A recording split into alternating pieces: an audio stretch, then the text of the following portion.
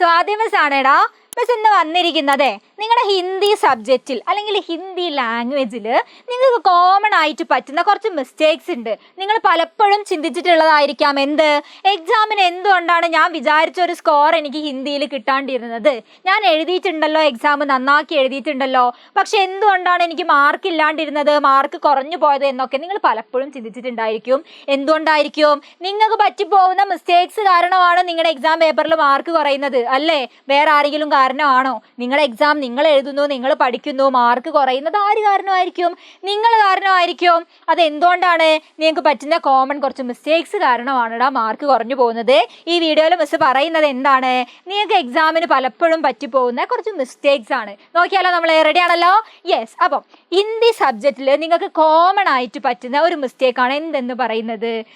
നിങ്ങൾ ഓതറിൻ്റെ നെയിം പഠിച്ചു വെക്കുന്നില്ല. പല ചാപ്റ്റേഴ്സ് പഠിക്കുന്നുണ്ട്, പക്ഷേ ആ ചാപ്റ്റർ ആരാണ് എഴുതിയിരിക്കുന്നത്, അതിൻ്റെ റൈറ്റർ ഓതർ ആരാണ് എന്ന് നിങ്ങൾ പഠിക്കുന്നില്ല എന്നതാണ് ഒന്നാമത്തെ പ്രോബ്ലം. ദെൻ രണ്ടാമത് വരുന്ന എന്താണ്? നിങ്ങൾ ആ ചാപ്റ്ററിൻ്റെ സമ്മറി പഠിച്ചു വെക്കുന്നില്ല. നിങ്ങൾ ചിലപ്പം ഫ്രണ്ട്സ് ആരെങ്കിലും പറയുന്നത് കേട്ടിട്ടായിരിക്കും മനസ്സിലാക്കി വെക്കുന്നത്. ഈ കഥയിൽ ഇതാണ് പറഞ്ഞിരിക്കുന്നത്, അല്ലെങ്കിൽ ഈ കവിതയിൽ ഇതാണ് പറഞ്ഞിരിക്കുന്നത് എന്ന് ഫ്രണ്ട്സ് ആരെങ്കിലും പറഞ്ഞു തന്നിട്ടായിരിക്കും നിങ്ങൾ മനസ്സിലാക്കി വെക്കുന്നത്. അങ്ങനെ അല്ലാത്തവരുണ്ടോ? അതായത് നിങ്ങൾക്ക് എത്ര പേർക്ക് ധൈര്യമായിട്ട് പറയാൻ പറ്റും? ഈ വീഡിയോൻ്റെ താഴെ ഒന്ന് കമൻറ്റ് ചെയ്തേ, ഞാൻ നോക്കട്ടെ. അതായത് എക്സാം ഹാളിലേക്ക് കയറുന്നതിന് മുൻപ് കംപ്ലീറ്റ് ചാപ്റ്റേഴ്സിൻ്റെ എല്ലാത്തിൻ്റെയും സമ്മറി കറക്റ്റ് മനസ്സിലാക്കിയിട്ടാണ്. മലയാളം സമ്മറി മതി, ഹിന്ദി തന്നെ വേണമെന്നൊന്നും ഇല്ല. മലയാളം സമ്മറി എങ്കിലും കംപ്ലീറ്റ് എന്താണ് അതിൽ എന്ന് മനസ്സിലാക്കിയിട്ടാണ് ഞാൻ എക്സാം ഹാളിലേക്ക് കയറാറ് എന്ന് എത്ര പേർക്ക് പറയാൻ പറ്റും? ഒന്ന് കമൻറ്റ് ചെയ്യണേ. അങ്ങനെ കറക്റ്റ് പഠിച്ച് എത്ര പേര് പോകാറുണ്ട് സമ്മറി എന്നുള്ളത്? റെഡി ആണല്ലോ? അപ്പോൾ രണ്ടാമത് പറ്റുന്ന മിസ്റ്റേക്ക് എന്താണ്? നിങ്ങൾ സമ്മറി പഠിക്കുന്നില്ല എന്നതാണ്. ഇനി മൂന്നാമത് മിസ് പറയാൻ പോകുന്നതാണ് എന്ത് മക്കളെ? മോസ്റ്റ് കോമൺലി മെജോറിറ്റി ആൾക്കാർക്കും പറ്റിപ്പോകുന്ന ഒരു പ്രശ്നം എന്താണ്? നിങ്ങളുടെ ഹാൻഡ് റൈറ്റിംഗ്. യെസ്, നിങ്ങൾ എത്ര അടിപൊളിയാക്കി എക്സാം എഴുതിയിട്ടോ, എത്ര ബ്യൂട്ടിഫുൾ ആയിട്ട് കണ്ടന്റ് കറക്റ്റ് ആയിട്ടുള്ള ആൻസേഴ്സ് എഴുതി വെച്ചിട്ടോ ഒരു കാര്യമില്ല. നിങ്ങളുടെ ഹാൻഡ് റൈറ്റിംഗ് മോശമായി കഴിഞ്ഞാൽ ഒരു കാര്യമില്ല, നിങ്ങളുടെ മാർക്ക് ഒലിച്ചങ്ങ് പോകും. ആണല്ലോ? നിങ്ങൾക്ക് പലപ്പോഴും അത് ഫീൽ ചെയ്തിട്ടുണ്ടായിരിക്കും. നിങ്ങളുടെ എക്സാം പേപ്പർ വാല്യൂ ചെയ്യുന്ന ടീച്ചേഴ്സ് എന്താ ചെയ്യുക? പേപ്പർ എടുത്തിട്ട് ഫസ്റ്റ് നോക്കുമ്പം തന്നെ അയ്യേ ഇത് എന്താണ് ഈ കുട്ടി എഴുതി വെച്ചിരിക്കുന്നത്, ഒന്നും മനസ്സിലാവുന്നില്ലല്ലോ എന്നാ ടീച്ചേഴ്സിന് ഫീൽ വന്നു കഴിഞ്ഞാൽ അവരെങ്ങനെ ആ പേപ്പർ വാല്യൂ ചെയ്യും? അവർക്ക് എങ്ങനെ മാർക്ക് ഇടാൻ വേണ്ടി പറ്റും? വായിച്ച് മനസ്സിലാക്കാൻ എങ്ങനെ പറ്റും? അതിന് പകരം പേപ്പേഴ്സ് വാല്യൂ ചെയ്യുന്നവർ എന്ത് വിചാരിക്കണം? അടിപൊളിയായിട്ട് എഴുതിയിട്ടുണ്ടല്ലോ, കുട്ടി കൊള്ളാലോ എന്ന് വേണം ടീച്ചേഴ്സ് ചിന്തിക്കാൻ. അപ്പം നിങ്ങളുടെ ഹാൻഡ് റൈറ്റിംഗ് എന്ന് പറയുന്നത് മക്കളെ ഒരു ഇമ്പോർട്ടൻ്റ് ആയിട്ടുള്ള ഫാക്ടറാണ് ഹിന്ദി സബ്ജക്റ്റിൽ.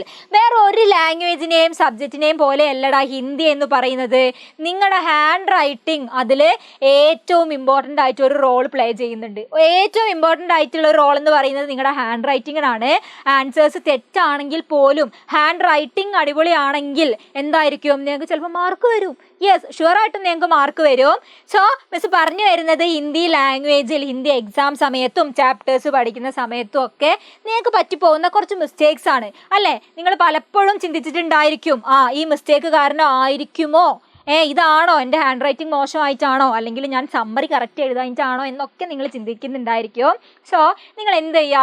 ഈ വീഡിയോൻ്റെ താഴെ ഒന്ന് കമൻറ്റ് ചെയ്തേ, ഇതിലേത് മിസ്റ്റേക്കാണ് നിങ്ങൾക്ക് പറ്റിപ്പോകുന്നത്, ഏതാണ് എനിക്ക് പറ്റുന്ന മിസ്റ്റേക്ക് എന്നൊന്ന് നിങ്ങൾ ചിന്തിച്ച് നോക്കിയേ. എന്നിട്ട് ഈ വീഡിയോൻ്റെ താഴെ ഒന്ന് കമൻറ്റ് ചെയ്യണം, ആ എനിക്ക് ഈ മിസ്റ്റേക്കാണ് പറ്റാറുള്ളത്, ഇത് കാരണമാണ് എനിക്ക് എക്സാമിന് മാർക്ക് കുറഞ്ഞു പോകുന്നത് എന്ന് നിങ്ങളൊന്ന് കമൻറ്റ് ചെയ്യ്. മിസ് നോക്കട്ടെ മെജോറിറ്റി പേർക്കും ഏതാണ് പ്രശ്നം, എന്തുകൊണ്ടാണ് മാർക്ക് പോകുന്നത് എന്ന് മിസ്സിന് ജസ്റ്റ് നോക്കാൻ വേണ്ടിയിട്ടാണ്. നിങ്ങളൊന്ന് കമൻറ്റ് ചെയ്തേക്കണേ.